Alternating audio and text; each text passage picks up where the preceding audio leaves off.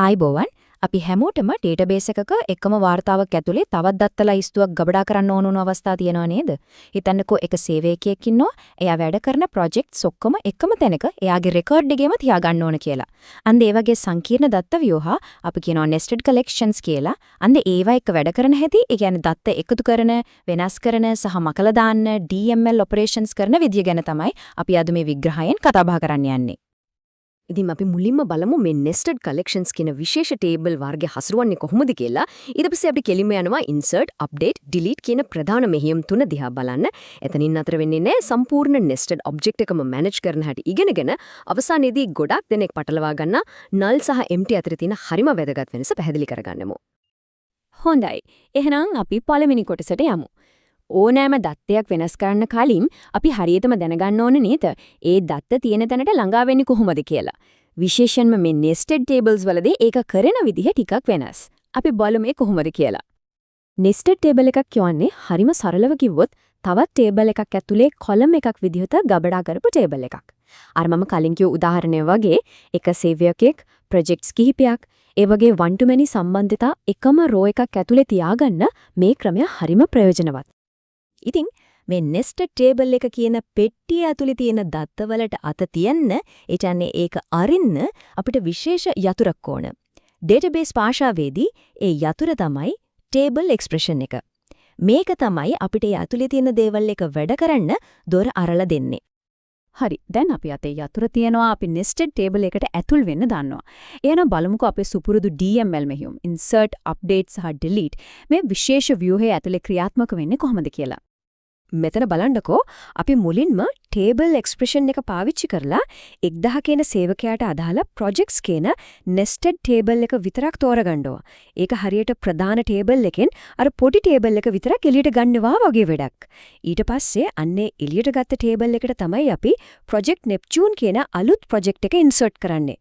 මේකෙන් පේනව නේද අපි මුළු table එකම update කරන්නේ නැතුව එක row එකක් ඇතුලේ තියෙන collection එකක් විතරක් කොහොමද වෙනස් කරන්නේ කියලා. අප්ඩේට් කරනකොටත් ක්‍රමය ගොඩක් දුරට සමානයි. මෙතනදී අපි table context expression එකට p කියලා පොඩි අන්වර්ථ නාමයක්, ඒ කියන්නේ alias එකක් දෙනවා. ඒකෙන් කෝඩ් එක ලියන්න ලේසි වෙනවා. ඊට පස්සේ අපි මේ p කියන alias එක හරහා projno එක 103 වෙන project එක හොයාගෙන ඒකේ නම project pluto කියලා ලේසියම වෙනස් කරනවා. delete මෙහෙයුමත් ඒ විදිහමයි. අපි මුලින්ම අදාළ සේවකයාගේ projects කියන nested table එකට table expression එකකින් ඇතුල් වෙනවා. ඊට පස්සේ where clause එකකින් හරියටම projno එක 103 වෙන project එක විතරක් ඉලක්ක කරගන්නවා. මේකේ තියෙන වාසිය තමයි මුළු සේවකයාගේ වාර්තාවටවත් අනිත් projects වලටවත් කිසිම හානියක් වෙන්නේ නැහැ. අදාළ project එක විතරක් නිර්වාද්‍යවම ඉවත් වෙනවා. හරි. දැන් අපි ඊළඟ සංකල්පයට යමු. මෙච්චර වෙලා අපි කතා කළේ nested table එකක් ඇතුලේ තියෙන rows manipulate කරන හැටි. දැන් අපි බලමු සම්පූර්ණ nested table object එකම, ඒ කියන්නේ tuple එකම කළමනාකරණය කරන්නේ කොහොමද කියලා. දැන් හිතන්නකෝ අපිට එක project එකක් නෙවෙයි සේවකයාගේ සම්පූර්ණ project ලයිස්තුවම අයින් කරන්න ඕනේ කියලා. ඒකට කරන්න තියෙන්නේ හරිම සරල දෙයක්. අර projects කියන column එක null වලට set කරන එක. මේකෙන් වෙන්නේ මේ සේවකයාට projects ලයිස්තුවක් තවදුරටත් අදාළ නැහැ කියන එක ඒ collection එකම අතුරුදහන් වෙනවා වගේ වැඩක්. එතකොට අපි null කරලා අයින් කරපු project ලයිස්තුවක් ආපහු හදන්නේ කොහොමද? අන්න ඒකට තමයි අපි constructor එකක්, ඒ කියන්නේ අදාළ data type එකේ සැකිල්ල හදන function එකක් භාවිතා කරන්නේ. මෙතන proc list කියන්නේ his project ලයිස්තුවක් හදන constructor එක. ඒ ලයිස්තුව ඇතුළට proc t කියන constructor එකෙන් අපි අලුත් project වාර්තාවක් එකතු කරනවා. දැන් තමයි අපි එන්නේ මේකේ තියෙන හරිම තීරණාත්මක ගොඩක් දෙනෙක් වරදම වටහා ගන්න සංකල්පයකට. ඒ තමයි table එකක් නොපවතිනවා කියන එකයි table එක හිස්ව පවතිනවා කියන එකයි අතර තියෙන වෙනස. මේක හරියට තේරුම් ගැනීම හරිම වැදගත්. ඇත්තටම null table එකකුයි empty table එකකුයි කියන්නේ එකක්මද? පොඩ්ඩක් හිතලා බලන්න. නෑ, ඒ දෙක කිසිසේත්ම එකක් නෙවෙයි. මෙහෙම හිතන්න, null කියන්නේ එතන කිසිම බහලුමක්, ඒ කියන්නේ container එකක් නැහැ කියන එක. ඒක හිස් අවකාශයක්. හැබැයි empty කියන්නේ එතන බහලුමක් තියෙනවා, ඒත් ඒක ඇතුලේ මුකුත් නැහැ කියන එක. මේ වෙනස හරිම වැදගත්. මොකද කිසිම බහලුමක් නැති තැනකට null එකට අපිට දේවල් දාන්න insert කරන්න බෑනේ. හැබැයි හිස් බහලුමකට empty එකට අපිට දේවල් දාන්න පුළුවන්. අපි මේ වෙනස තවදුරටත් තහවුරු කරගන්න පියවර දෙකක ප්‍රායෝගික උදාහරණයක් බලමු. මුලින්ම අපි හිස් කන්ටේනර් එකක් හදලා ඊට පස්සේ ඒකට දත් එකතු කරමු. මෙන්න පළවෙනි පියවර. අපි project list කියන construct එක, ඒ කියන්නේ අර හිස් බහලුමක් හදන function එක භාවිතා කරලා සේවකයාට හිස් projects table එකක් නිර්මාණය කරනවා. දැන් මොකද වෙන්නේ?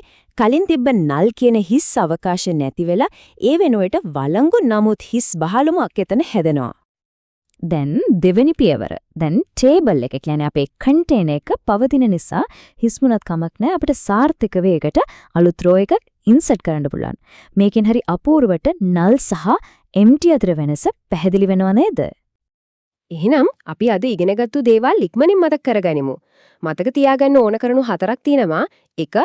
nested table එකක් ඇතුළට යන්න table expression එක කියන යතුර පාවිච්චි කරන්න. 2.